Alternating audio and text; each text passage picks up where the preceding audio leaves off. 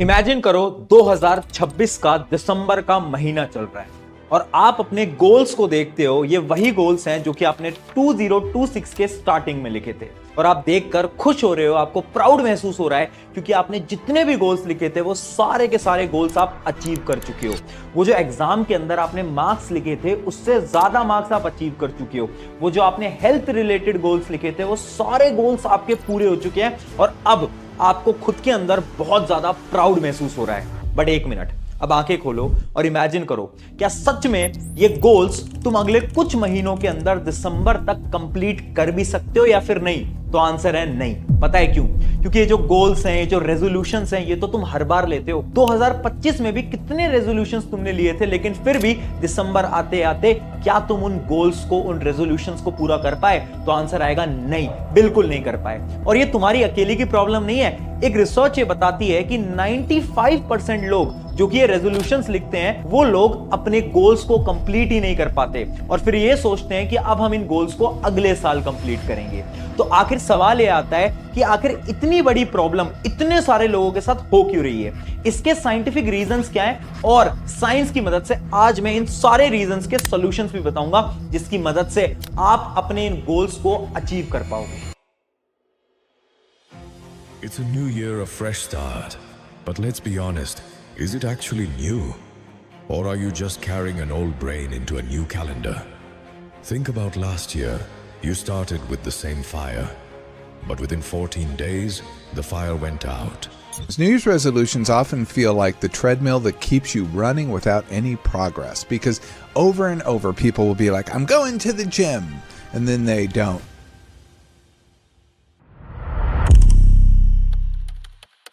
Hi everyone, मेरा नाम है प्रशांत। 2026 एक नया साल स्टार्ट हो चुका है।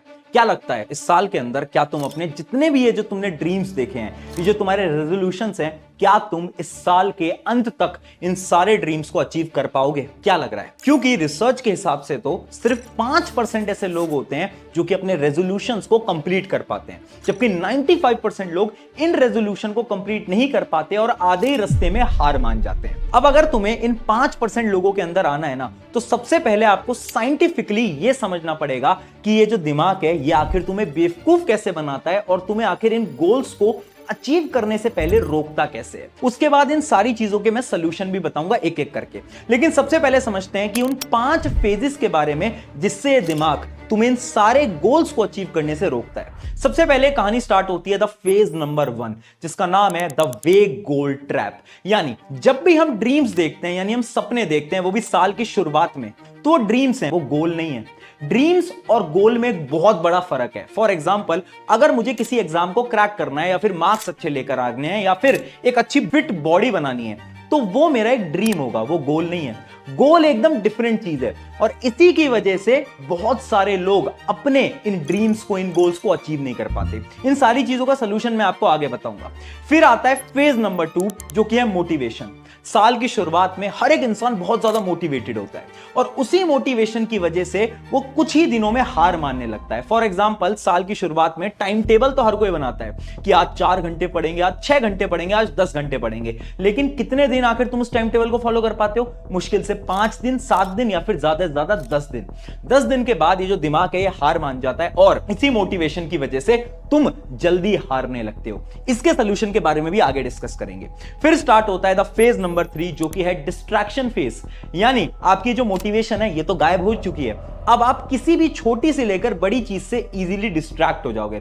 फॉर एग्जांपल, ये जो मोबाइल फोन है इससे आप डिस्ट्रैक्ट हो जाओगे, किसी मोबाइल फोन के गेम से डिस्ट्रैक्ट हो जाओगे, कभी दोस्तों से डिस्ट्रैक्ट हो जाओगे तो कभी कहीं और डिस्ट्रैक्ट हो जाओगे। यानी डिस्ट्रैक्शन एक बहुत इजी चीज बन जाती है आप सभी के लिए। फिर आता है द फेज नंबर 4, जो कि है no results equals to no efforts.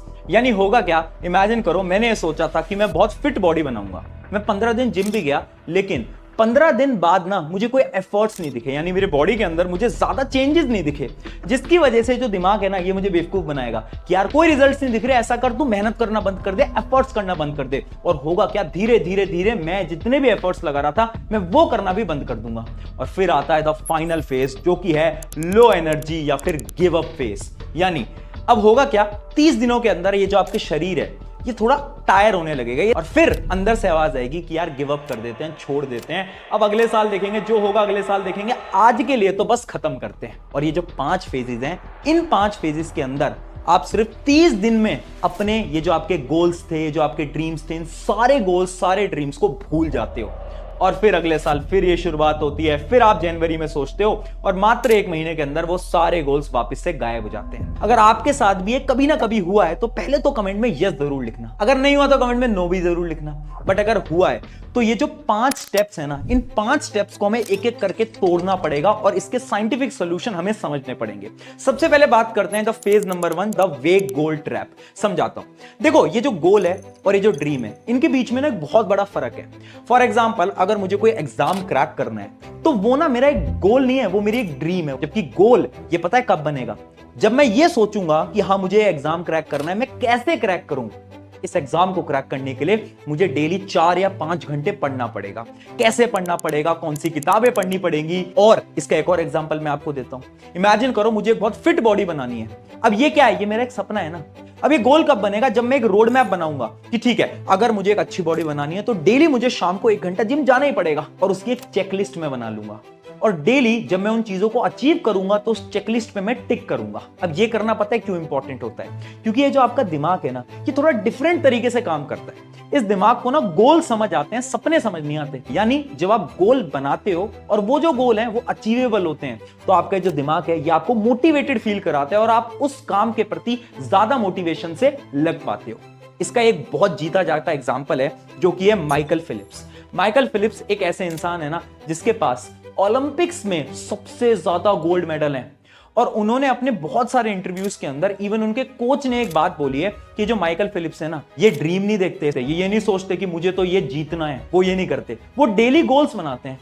यानी वो ये सोचते हैं कि ठीक है, क्या आज मैंने एक प्रॉपर स्लीप ली, क्या आज मैंने ट्रेनिंग करी, क्या आज मैंने ये काम करा या नहीं करा। और वो चेकलिस्ट बनाते हैं और डेली कंसिस्टेंसी के साथ उस चेकलिस्ट पे टिक करते हैं, जिसकी वजह से वो इतने सारे गोल्ड मेडल जीत पाए हैं। यानी आपको क्या करना है, ये ड्रीम छोड़ो यार, अपने गोल बनाओ और उन गोल को डेली लिखो और उन गोल के ऊपर टिक लगाओ जब तुम उन गोल्स को अचीव कर पाओ।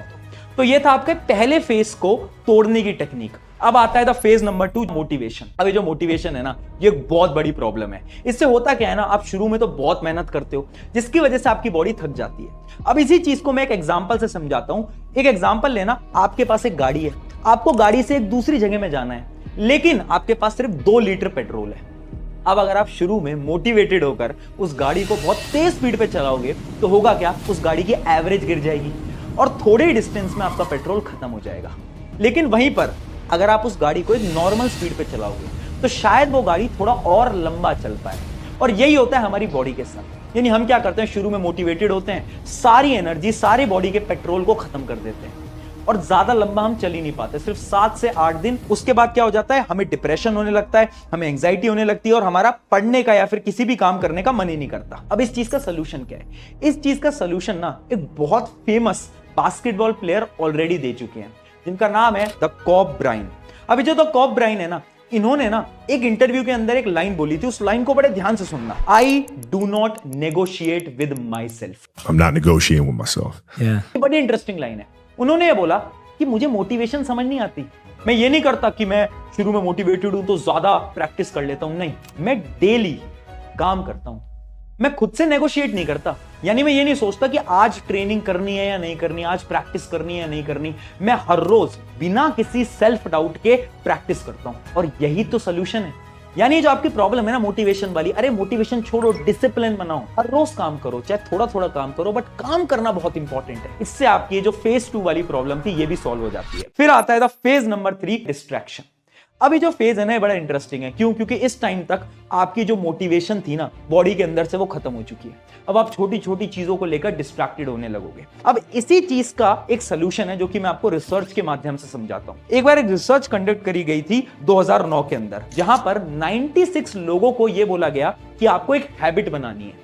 वो हैबिट थी डेली वॉक करने की, जिसके अंदर कुछ लोग तो उस हैबिट को बना पाए जबकि कुछ लोग उस हैबिट को नहीं बना पाए। और जब साइंटिस्ट ने उनकी हैबिट्स को स्टडी करा तो ये पता चला कि वो लोग जो कि इस हैबिट को फॉर्म कर पाए वो लोग थे जो कि डेली थोड़ा थोड़ा वॉक किया करते थे। यानी उन्होंने क्या करा, सिर्फ 30 दिन 5 मिनट, कभी 10 मिनट, तो कभी कम 15 मिनट वॉक करा। लेकिन वो लोग जो कि हैबिट नहीं बना पाए, ये वो लोग थे ना जो कि कभी तो 1 घंटा वॉक करते थे, कभी 5 मिनट वॉक करते थे और कभी बिल्कुल ही वॉक नहीं करते थे।